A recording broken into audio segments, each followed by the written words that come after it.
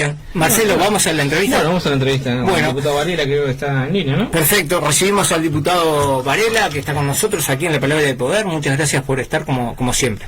Muy buenas noches, un gusto estar con ustedes. Bueno, el diputado Carlos Varela, aparte, es coordinador de la bancada del Frente Amplio y ha estado en permanente contacto en la construcción de esta campaña, que le queda una semana, ¿no? Diputado, digo, los tres candidatos han cerrado, han estado en diferentes eventos, juntos, la unidad, hay varios asuntos, pero bueno, después vamos a entrar en los discursos también finales de cada uno, no con sus matices, sí con sus improntas. Pero bueno, se ve un Frente Amplio con una línea de trabajo, me parece, en abrir la cancha, porque algunos dicen, bueno, hubiera sido mejor un candidato. Hoy creo que queda claro que los tres candidatos tienen sus públicos y ha sido una buena decisión en su momento. Sí, yo creo que la discusión sí, que lleva mucho tiempo en el Frente Amplio, si candidatura única o candidatura múltiple, la fue laudando la vida. Y en realidad yo creo que la termina laudando la realidad política de cada momento. En el 2015 tuvimos candidaturas múltiples y ahora nuevamente en Montevideo vuelve a suceder lo mismo. En Canelones, por ejemplo, tuvimos candidatura única. ¿Por qué? Porque las condiciones políticas eran diferentes, los referentes eran distintos. Creo que en el caso específico de Montevideo fue un acierto, no solo porque realmente son tanto Daniel como Carolina como Álvaro con su estilo, con su impronta, como ustedes decían, son excelentes candidatos cualquiera de ellos, sino porque además representan matices o sensibilidades que integran la vida interna del Frente Amplio y la composición del electorado del Frente Amplio. Entonces creo que hoy todos los frente amplistas se sienten representados por alguno de ellos y en definitiva se sienten representados por el conjunto, así que creo que fue una muy buena decisión. Bien, hoy vimos algunos discursos en los cuales está también esta disputa por un relato político de nación, ¿no? En cuanto a algunas cosas que se han dicho, por ejemplo, estamos en una semana donde se termina la Expo, han habido algunos roces con algunas declaraciones de algunas autoridades o jerarquías de la Asociación Rural. Ha habido también algunos roces con el presidente de la República, y ahí lo quiero llevar primero, en la semana, donde, el presidente de la República iba a algunos lugares del interior, justo a departamentos donde la disputa política es todavía muy fina, en el cuanto...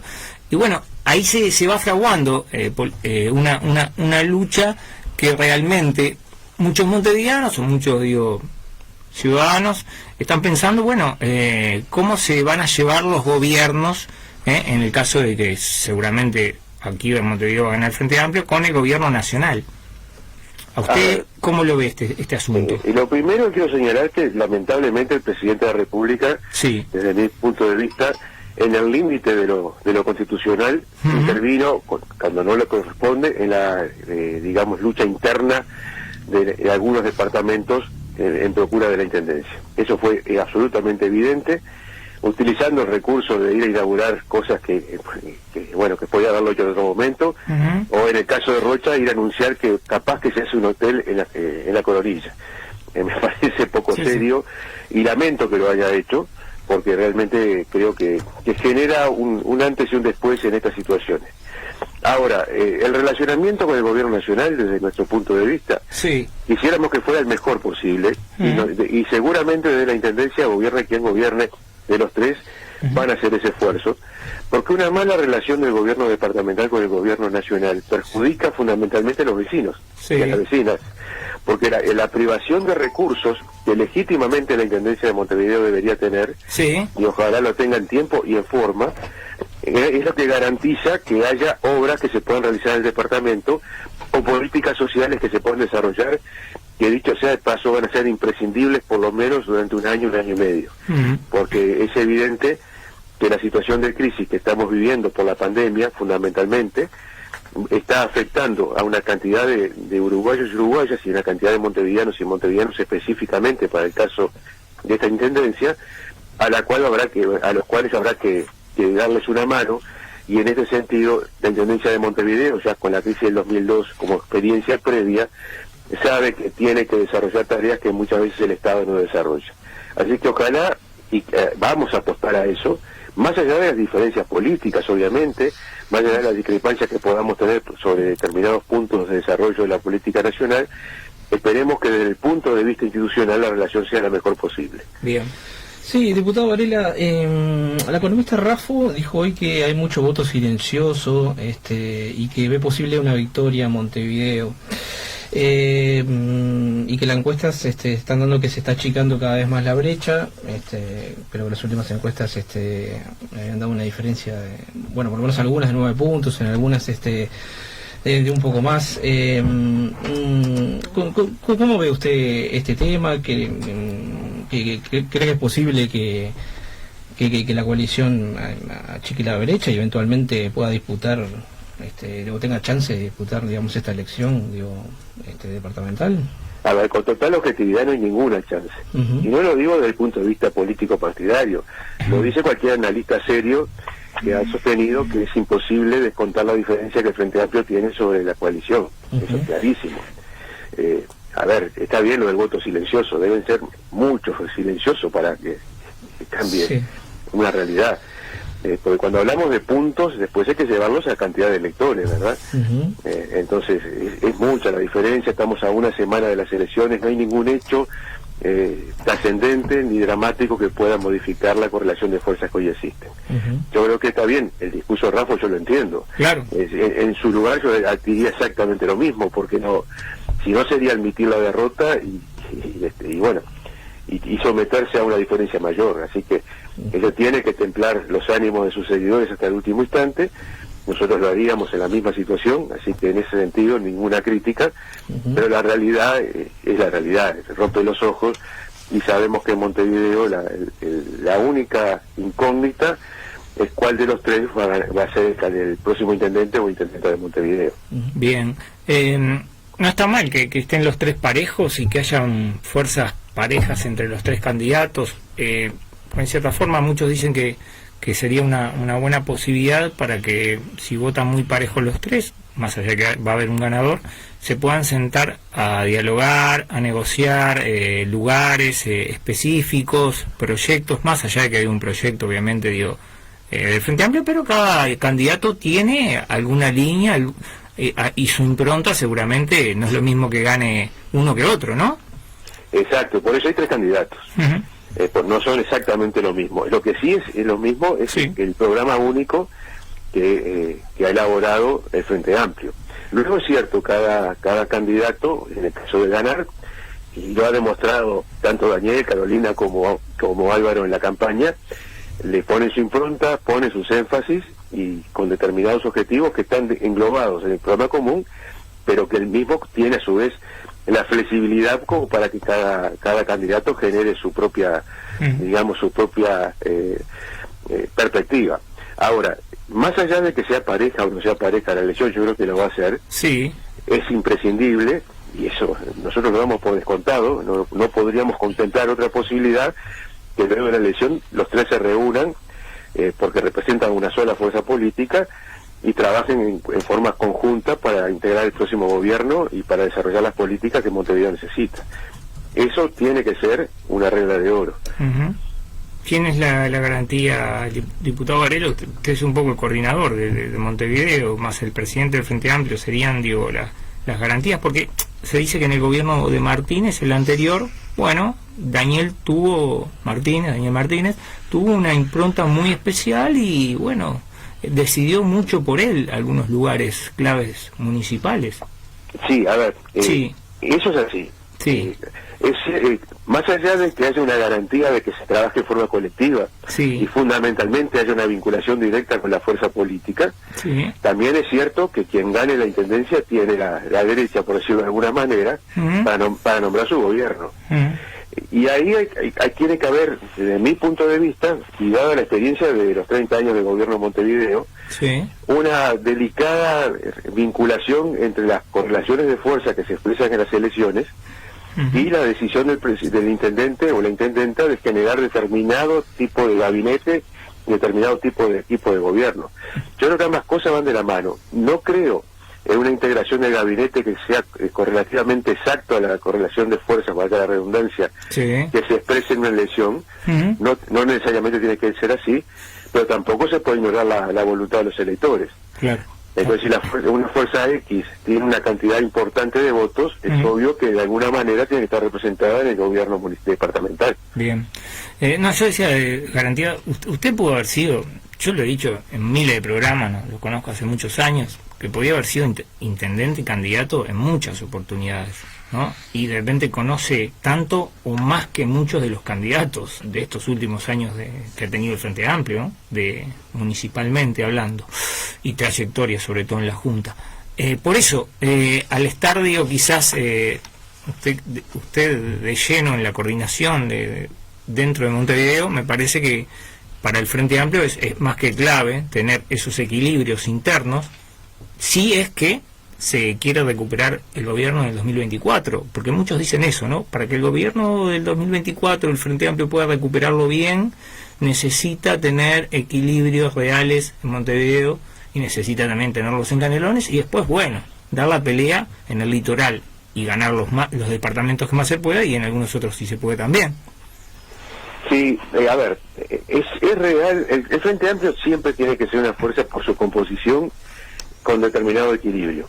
Eso está claro. Sí. Lo cual no significa que todos tengan que votar lo mismo y todos tengan la misma cantidad de presencia en cuanto a representación en la interna del Frente Amplio. Eso sería una utopía que no se corresponde con la realidad. Sí. Pero también es cierto que un polo o una fuerza hegemónica que ejerza esa hegemonía, digamos así, en forma tal que no permita la expresión del resto, sería el final del Frente Amplio. No ha sucedido nunca y ojalá nunca suceda. Por eso el Frente todavía existe y va a cumplir el año que viene 50 años de vida. Yo creo que una vez que pasen las elecciones no hay que olvidarse que el Frente va a entrar en una etapa muy importante. Va a entrar en la etapa de comenzar en forma formal, porque de hecho ha comenzado hace tiempo, pero a formalizar la instancia de autocrítica que se generó a partir de la derrota electoral del año pasado. Vamos a un congreso que posiblemente se realice a fin de año, y no olvidar que en marzo o abril del año que viene vamos a un cambio de autoridades, o vamos, mejor dicho, a una votación interna que seguramente va a generar cambios de autoridades, incluyendo a Montevideo, donde soy el presidente. Y ahí va a ser clave ese. O sea que toda esta etapa que se comienza ahora, y que ojalá se comience a partir de importantes triunfos electorales a nivel departamental y también a nivel de los municipios, va a ser una etapa absolutamente clave para el futuro del Frente Amplio, pensando en el 2024 y para más adelante inclusive. Bien, vamos a hacer una pausa y vamos a continuar con el diputado Carlos Varela luego de la misma. Vamos a hablar de la renovación, porque muchos a veces dicen, bueno, y la renovación, algunos dicen acá en Montevideo, supuestamente, es Villar, y que tiene ¿cuántos? 56, 57. Sí, la verdad no recuerdo exactamente, pero sí, más o menos por la generación a la cual se integra, sí, tiene que estar en ese entorno. Vamos a bajarle incluso, 55 años, la renovación del Frente. Algunos decían por ahí, ¿qué esperan? ¿Que tenga 70 años a Villar para que darle una oportunidad? Bueno, digo, está todo el tema de renovación, que creo que va a ser un tema clave también para el año que viene, en lo que son las internas del Frente, ¿no? Exacto. Bien, venimos después de la pausa con este tema. Estamos con el diputado Carlos Varela, coordinador de la bancada del Frente Amplio, aquí en Montevideo, aquí en La Palabra del Poder. Hacemos la pausa y ya estamos. Ya volvemos. Bueno, estamos con Carlos Varela, continuamos con él charlando. Estamos hablando de la renovación. Me preguntaba Germán, nuestro operador, ¿cuántos años tiene Orsi? Orsi tiene 49, ¿no? 49. Sí, bueno. Exacto. O sea, hay figuras emergentes que vienen dentro del Frente Amplio que realmente van a ser parte, creo, de la discusión en un Frente Amplio que, bueno, supo tener a esos tres líderes históricos, Tabaré, Danilo y Pepe, ¿no? Que realmente le han dado tantas victorias, tantas alegrías, pero ya hoy es necesario figuras fuertes, y hay un debate, y usted, Varela, que es experiente en este tema político, que es el que muchos dicen, bueno, el Frente Amplio tiene muchos candidatos, pero ¿qué pasa? Hoy la voz del Frente Amplio sigue siendo el doctor Vázquez, en su Zoom, con sus intrometidas dentro de la política respecto a su diferencia con el gobierno y con la calle Pou. Sigue siendo, como en algún momento muchos lo comparan, bueno, el Partido Colorado tuvo renovación con Bordaberry, pero la voz del Partido Colorado seguía siendo el doctor Sanguinetti. Sí, a ver, yo igual discrepo, creo que la voz del Frente Amplio no es solamente la de Tabaré.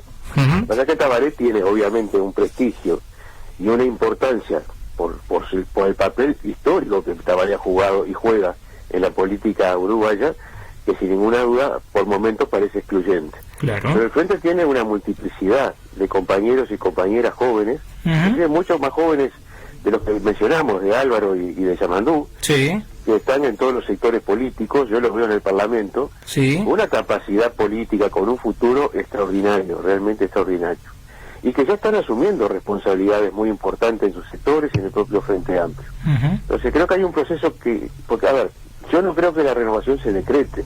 No, claro. Es absolutamente imposible. Y aparte hay que ser muy cuidadoso, porque tiene que haber una combinación de los recursos humanos, para ver si lo puedo expresar correctamente, veteranos y jóvenes. Yo soy muy futbolero. Y yo no creo en los cuadros que tengan solamente jugadores veteranos, ni tampoco creo en los cuadros que tienen solamente jugadores muy jóvenes. Porque en un caso el físico no les da y en otro caso les falta experiencia. La combinación perfecta es unos cuantos jóvenes con algunos veteranos que brinden su experiencia, pero hablando del fútbol. En política es igual. O sea que entonces estaríamos en un escenario donde el Frente Amplio estarías en las mejores condiciones. ¿Por qué?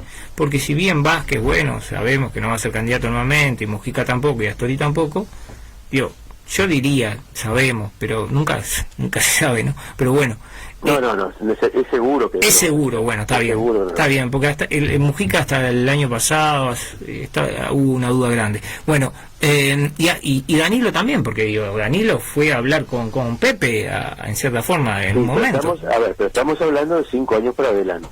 Sí, no, claro, por eso, como estamos hablando 5 años para adelante. Ahora, sí, bien. El tema es que hay un montón de candidatos o de figuras nuevas que en cierta forma ninguno tiene, o por lo menos el perfil de líder fuerte, y eso quizás puede ser positivamente para el Frente Amplio algo que le puede dar esa comunidad, ese colectivismo que quizás en algún momento ha perdido, ¿o no? Claro, a ver, cuando tú tienes figuras tan excluyentes, porque la verdad, el Frente tuvo la fortuna de tener 3 figuras de una extraordinaria capacidad política, que son, entre otras cosas, las locomotoras que nos llevaron al gobierno, sin ningún tipo de duda. No siempre se crean figuras de esas características porque no las inventás, la vida las va formando. Lo que yo creo que el Frente tiene una camada de gente joven, y cuando hablo de gente joven hablo de gente de 30, 40 años, y obviamente también de 50, porque tener 50 años en la política, y no solo en Uruguay, tampoco ser un viejo, ¿no? Queda claro. Claro, por supuesto. Que tienen una enorme potencialidad. Lo que necesitan es la posibilidad de mostrarse. Claro. Ahí está el drama, ¿no? Exactamente, pero yo creo que en los próximos años, y por eso yo hablaba de la instancia electoral del año que viene, la instancia interna del Frente Amplio, van a generarse esas oportunidades. Por méritos propios, muchos de ellos ya se están mostrando notoriamente como referentes de sus sectores y como voces autorizadas del propio Frente, pero yo creo que seguramente van a empezar a tomar responsabilidades más importantes a nivel de la fuerza política en su conjunto. Entonces yo no tengo dudas que para el 2024, y seguramente antes, el Frente va a tener una camada de hombres y mujeres nuevos dirigentes que aparte le van a hacer mucho bien porque van a refrescar la política, la forma de hacer política más adecuada a los tiempos que corren del Frente Amplio, que es una de las necesidades que notoriamente tenemos que desarrollar. Bien.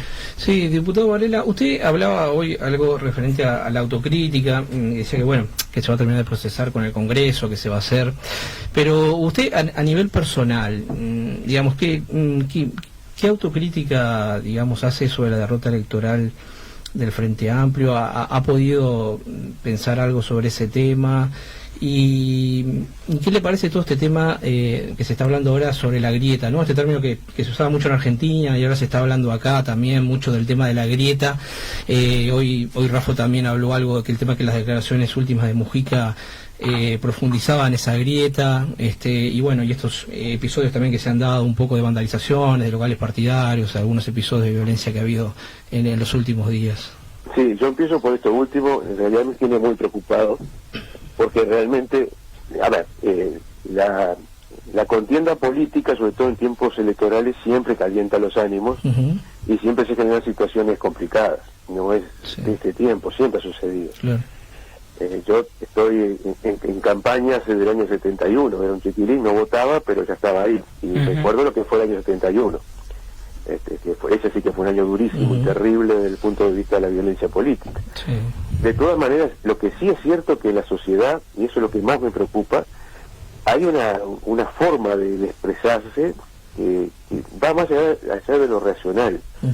Está muy cargado de resentimiento, de mucho subjetivismo, de mucha cosa yo digo de tribuna, más que de barra brava, más que de apasionamiento político, que es legítimo, pero lo otro no. Y eso creo que es un compromiso, o debería ser un compromiso de todos los sectores políticos y de los dirigentes principales de esos sectores, de bajar la pelota al piso. Ahora, Varela, cuando el político advierte que el ciudadano, por diferentes razones, ¿no?, ideológicas, filosóficas, cotidianas, está radicalizado, el discurso del político, en cierta forma, que lo que tiene que hacer es captar votos, ¿no? Sí. ¿No se radicaliza también y eso en cierta forma genera, o por lo menos, como decía Marcelo, genera el clima de la grieta? Sí, eso sucede también, es cierto. Porque esto es como, ¿no?, es como una empresa. Yo si veo que la gente, bueno, quiere cambiar sí o sí a rajatabla y hablan de se van o se van, diciendo las focas y el tema de los fachos, bueno, todo eso, digo, en las redes sociales se habla, la gente está muy con eso, y el político tiene que radicalizarse. Por eso vemos algunos candidatos radicalizados. Y después, ¿cómo se le pide que den un cambio atrás? Ese es un tema interesantísimo. El tema es si los dirigentes políticos tienen que hacer siempre lo que la opinión pública pide, o si tienen que jugarse y diferenciarse de determinadas corrientes y tratar de orientar. No porque la gente tenga que hacer lo que el dirigente dice, pero el dirigente tiene una responsabilidad, por algo lo es, por algo asume esa actitud y esa decisión de dirigir. De ahí se deriva lo de ser dirigente. Bueno, dirigir implica asumir costos y no siempre ir con la corriente. A veces ir contra la corriente en política se paga, pero a la larga puede resultar provechoso. Yo pertenezco a un sector político cuyo principal dirigente, que es Danilo, innumerables veces fue contra la corriente, a favor de sus convicciones, no se dejó llevar por la fácil, y bueno, también pagó su precio por ello, ¿no? Claro. Por eso nunca fue candidato, por ejemplo, a la presidencia. Pero prefiero eso a un dirigente a que diga amén a todo lo que dice la barra. Y en momentos donde se crispan las cosas, las situaciones, donde la grieta comienza a manifestarse, no como en la Argentina, pero comienza a manifestarse, lo peor es alimentar el fuego. Lo peor es eso. Yo creo que, pues yo hablo de bajar la pelota al piso, que no implica abandonar ninguna convicción ni decir lo que realmente se piensa. No hay forma de decir las cosas. Bien. Yo puedo decir las cosas más duras sin ofender a nadie. Bien. O por de la caricatura, vuelvo a insistir con el ejemplo de la tribuna, pues un futbolero, de hacer el cántico agresivo que supuestamente nos da aliento, pero no ayuda nada al diálogo con la otra hinchada, ¿no? Bien. También, más allá de los temas municipales, que es una elección, departamental, están los temas, que tienen que ver con las localías, las alcaldías y los temas, de gestión más que nada. No es una elección donde, la ideología pesa mucho. Y ahí está el tema, ¿no? La lucha entre ideología y gestión. Y yendo a este asunto, que es un tema de debate. Yendo a este asunto, los resultados de esta elección municipal pueden marcar, más allá de lo que la gente vota por un buen gestor o una buena gestora de un departamento o la intención de gestionar bien, pueden marcar más allá si el relato de que el Uruguay que agarró el gobierno estaba devastado, como se decía hace unos 7, 8, 10 meses atrás, y que la pandemia está bien administrada y que realmente el gobierno no ha puesto todo sobre el asador, en cierta forma, para la gente que hoy está pasando más mal. También puede ser un sí, porque ya ha hablado, los candidatos han hablado de esto, digo. Entonces puede ser también una línea de ver cuál de los dos relatos va a pesar más. A ver, es interesante analizar qué es lo que pesa en la cabeza del elector. Sí. En términos muy generales, porque cada uno de nosotros tiene su particularidad. Pero estamos hablando de grandes números. Sí. Y no solo en Uruguay, en el mundo. A ver, yo estoy convencido que la gestión es muy importante. Pues obviamente si uno hace un gobierno desastroso, difícilmente la gente lo vote. Y ahí está el ejemplo de Jorge Valle después de la crisis del 2002. Y por eso el Partido Colorado hoy es un partido de segundo orden, cuando fue un partido que dominó la política uruguaya durante un siglo. Pero también hay aspectos que son muy subjetivos, que no siempre necesariamente están ligados a la gestión. Nosotros hemos visto ejemplos, sobre todo a nivel departamental, en el caso del Frente Amplio, de excelentes gobiernos, y sin embargo que han perdido la elección siguiente. Y uno ve lo que en determinados departamentos analiza objetivamente la gestión y dice, ¿por qué perdimos?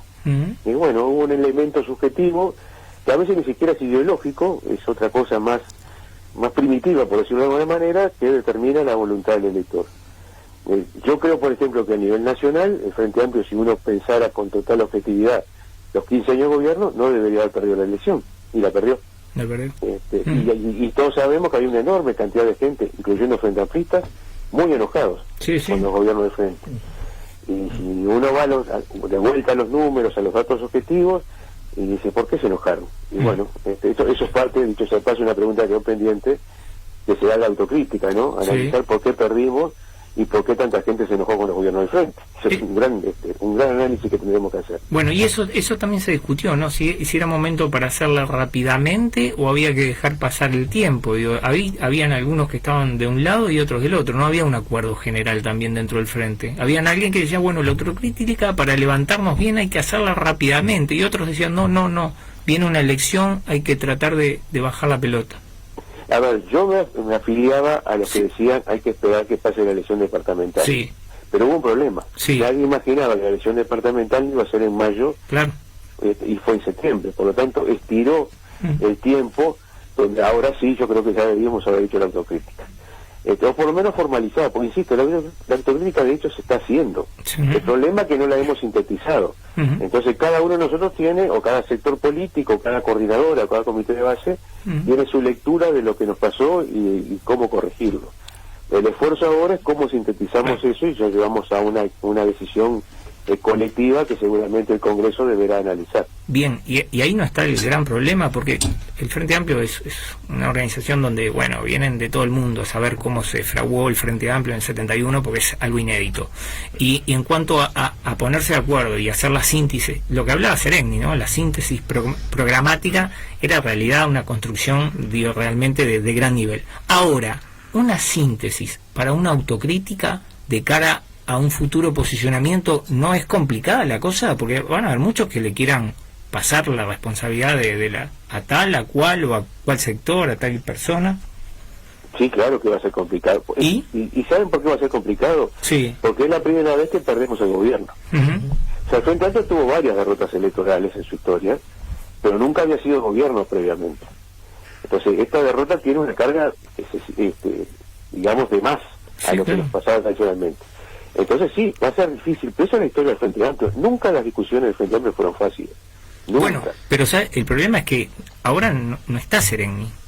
Ahora no hay hombres que llevaran, que maduraran una autocrítica como hay que hacerla, que puede ser pesada, con el nivel que había cuando estaba Sereni. Digo, sí, pero yo tengo la experiencia, he participado en innumerables congresos del Frente Amplio. Sí. Y cuando todo parecía que no se solucionaba, que el agua no se desbordaba, siempre se encontraba el camino que terminaba sintetizando el razonamiento de todos. Y ya Sereni no estaba. Y muchos enormes dirigentes tampoco estaban. Pero hay como un sentido común general que a último momento nos salva. Miren, yo participé como presidente de la departamental en todo el proceso de elección de los candidatos a intendentes, candidatos a alcaldes y la elaboración del programa único. No piensen que fue fácil, no crean que fue fácil. Tal vez lo más fácil fue elegir a Daniela, a Álvaro y a Cristina y a Carolina. Tal vez lo más fácil, pero la elección de los candidatos a alcaldes en algunos lugares fue muy complicado, llevó mucho tiempo, y sintetizar en un programa común la opinión de cientos y cientos de compañeros y compañeras, créanme que no fue sencillo, pero se logró. Se logró. Porque insisto, a esta altura, vamos a cumplir 50 años, a esta altura hay un acostumbramiento de convivir con diferentes formas de ver la realidad, de los matices, inclusive con distintas concepciones ideológicas en términos muy globales, que hace que encontremos siempre el camino del encuentro. Bien. A veces eso no se logra, obviamente, no es una fórmula mágica, pero en términos generales lo conseguimos, y yo creo que con este tema de la autocrítica, que tampoco es tan dramática, es una instancia natural que la fuerza política tiene que vivir, yo creo que vamos a encontrar una síntesis razonable, porque uno hablando con la gente, más o menos todos coincidimos por dónde va la cosa. Bien, sí, sí, diputado Varela, recién hablamos, bueno, de Sereñi, el sereñismo, y usted representa, bueno, y su sector político representa, digamos, el sereñismo, y se ha hablado un poco en estos días, ya que se está perfilando de alguna manera la ingeniera Cose, bueno, todas las encuestas marcan que está liderando, ¿no? Sí. Y algunas personas han comentado que ven con cierta preocupación este tema a la interna del Frente Amplio, porque se podrían perder un poco los equilibrios y que, digamos, el sector sereñista o el sector más socialdemócrata perdería mucho peso y que tendría mucho peso el Partido Comunista en esa gestión. ¿Cómo ve usted este tema? Yo no coincido con eso, sinceramente no coincido con eso. A ver, hace 3 elecciones que la fuerza hegemónica en el Frente Amplio es el NPP. Es real eso, ¿verdad? Sí. Sin embargo, yo no he vivido ningún problema en ese sentido. Y es más, yo aseguro que los 3 gobiernos del Frente Amplio, a nivel parlamentario, que fue la experiencia que yo tuve que vivir en la Cámara de Diputados, el NPP fue una fuerza que aseguró institucionalmente el gobierno junto con el resto, por supuesto.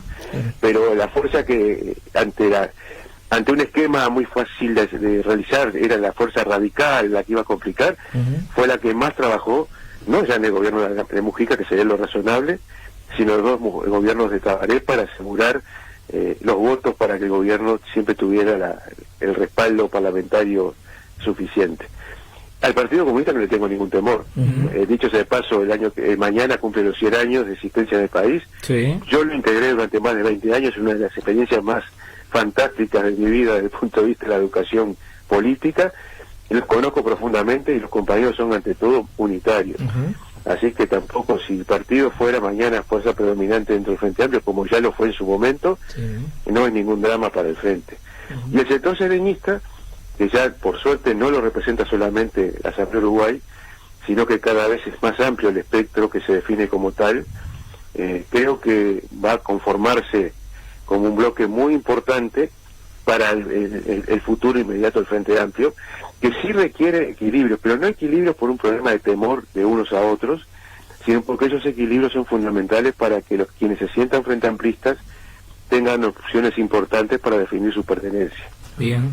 Bueno, para ir cerrando, diputado, y agradeciéndole por esta entrevista, estos minutos aquí en La Palabra del Poder, faltan pocos meses para que se cumplan esos 50 años donde quizás uno vaya a saber, el general Sereñi hubiera querido ver el Frente Amplio, hubiera pensado que podía estar en el gobierno, ¿no? Y realmente no lo va a ver en el gobierno, va a estar en la oposición. ¿Usted cree que el duelo de la elección es un tema que le va a durar mucho al Frente Amplista, o es un tema que con una buena votación en las próximas elecciones municipales, ganar bien Montevideo y Canelones y algunos otros departamentos, se pudiera subsanar rápidamente? No, yo creo que el duelo de haber perdido las elecciones lo va a sufrir el pueblo uruguayo. Ese es el problema, no los Frente Amplistas solamente. Y que lamentablemente, y ojalá me equivoque, sí, quiero equivocarme en esto que voy a decir. Sí. Creo que a partir de que pase el tiempo se va a profundizar cada vez más, porque me temo que las consecuencias, ya no de la pandemia, sino de la política que desarrolla el gobierno, termina afectando en forma muy importante a enormes sectores de la población uruguaya. ¿Pero usted piensa que la calle Pou va a gobernar para perder el gobierno rápidamente en el 2024? No, a ver, el problema es que cada uno tiene su concepción.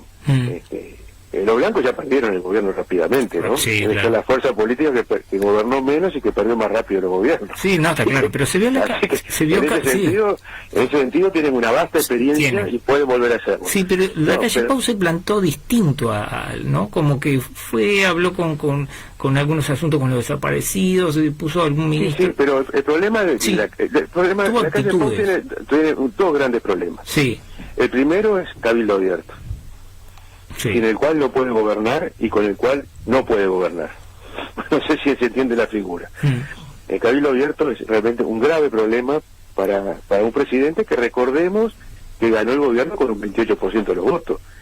Es el presidente que yo recuerdo en la historia moderna del Uruguay con menos votos para ganar un gobierno. O sea, si él no hubiera tenido la alianza que tuvo, no era presidente, está claro, ¿no? Es el presidente más débil desde ese punto de vista político. Ahora, diputado, usted habla de Cabildo Abierto. Recientemente Manín en estos días hizo unas declaraciones donde afirmaba que referentes del Frente Amplio le habían ofrecido al gobierno votos a cambio de que, digamos, quitaran a Cabildo Abierto de la coalición. No, yo creo que Marini se equivoca con declaraciones que muchos dirigentes del Frente Amplio hicieron. Yo hice declaraciones en ese sentido en algún momento, de que yo creo que a la larga, por lo que acabo de señalar, el presidente de la calle tal vez necesita el Frente Amplio para institucionalmente sostener su gobierno. ¿Por qué? Porque yo estoy convencido que la presión de Cabildo Abierto va a llegar a un momento que va a ser insoportable. Ya lo es. Está disimulado, pero ya lo es. Ahora, yo, volviendo a lo que veníamos hablando, yo no creo que la calle piense perder el gobierno, es obvio que no, ni el Partido Nacional ni la coalición. Pero hay cosas objetivas. Basta con ver el presupuesto que acaban de mandar, que contempla una concepción ideológica que legítimamente hoy gobierna porque la gente así lo quiso, que es tremendamente perjudicial para los intereses de la población uruguaya. ¿Y no lo van a ir cambiando eso? Porque se presentó una LUC y después se fue cambiando. Un presupuesto, algunos artículos y se van cambiando. O sea, lo que se ve es a la calle Pau muy dispuesto a equivocarse. No sé si es casi como a propósito, yo qué sé, yo a veces creo que es a propósito, porque la verdad no puedo entender. Y que después ya acepte todos los cambios. Sí, pero a ver, acá hay que cambiar 500 artículos, de los 600 y pico. De los del presupuesto hay que cambiar la mayoría. Para decir que se equivocó y corregir las barbaridades que ahí vienen, la disminución de los recursos para la educación, el congelamiento de los recursos para la universidad, la rebaja de salarios reconocida, está en actas, para el año 2021, que afecta a su vez las jubilaciones, con una promesa que tal vez en el 2022 empiecen a recuperar, pero no es seguro. O sea, cada cosa que viene del presupuesto es un masazo para la gente. Ahora, ¿eso lo hacen por malos o por equivocados? No, lo hacen por una concepción que tienen, que yo creo que no es la correcta y que la gente no va a sufrir. Bien. ¿Qué va a haber? Un 5% de aumento, ¿no? Para el año próximo, en jubilaciones, pensiones y salarios.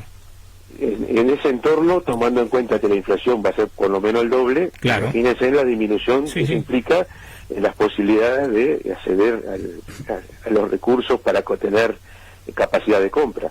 O sea, después de 15 años de aumentos permanentes de jubilaciones y salarios por encima de la inflación, vamos a tener un año muy por debajo de la inflación, y eso es un masazo para la población, sobre todo para los sectores más débiles, ¿no? Claro. La final, el fondo coronavirus, que se recaudó 2 meses, ¿no? Se recaudaron 8 millones de dólares, y después el presidente rápidamente lo sacó. ¿Habían diputados o parte del sistema político estaba de acuerdo en continuar con eso? ¿Qué pasó?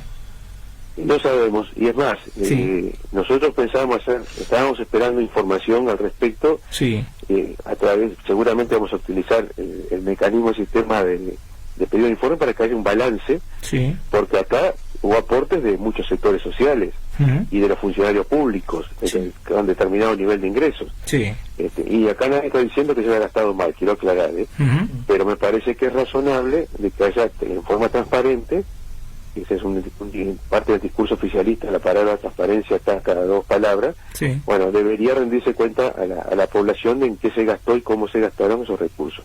Si era necesario continuar, yo creo que no. Es más, ni siquiera sé si era necesario el fondo coronavirus, sinceramente. Yo estoy convencido de que fue una interesante e inteligente jugada política para generar una actitud de cierta solidaridad y una acción proactiva del gobierno. Pero el país tenía los recursos necesarios como para afrontar la crisis sin llegar a esa posibilidad. Bien. Bueno, diputado Varela, un abrazo, gracias por estar con nosotros aquí en La Palabra del Poder. Carlos Varela, como siempre, bueno, estaba en todos los programas que hemos estado, ¿no? Desde Cazadores Nocturnos, Estudio Uruguay, en la Imparcial, estuvimos en la Nuevo Tiempo, ¿no? Y va a seguir estando, en los que vengan, ¿no? Sí, claro, por supuesto. Bueno, que anden muy bien. Muchísimas gracias, un enorme saludo y bueno, seguiré estando y lo seguiré a donde vaya. Por supuesto, sí, la verdad que sí. Un abrazo grande. Bueno, ¿qué pasa, diputado? Bueno, el diputado, muchas gracias. El diputado Carlos Varela, con nosotros aquí en La Palabra del Poder, coordinador de bancada del Frente Amplio, nos acompañó en estos minutos. Hacemos una pausa, ¿te parece, Marcelo? Sí, vamos a la pausa. Y ya estamos. Johnny, ¿cómo vive la de...? Volvemos con Johnny. Johnny. ¿Es algo de Quincho Varela? No, pero es un apellido pesado, ¿no? Varela. Obdulio, yo conozco a Obdulio, va un alcalde Varela también, sí, es un apellido fuerte acá.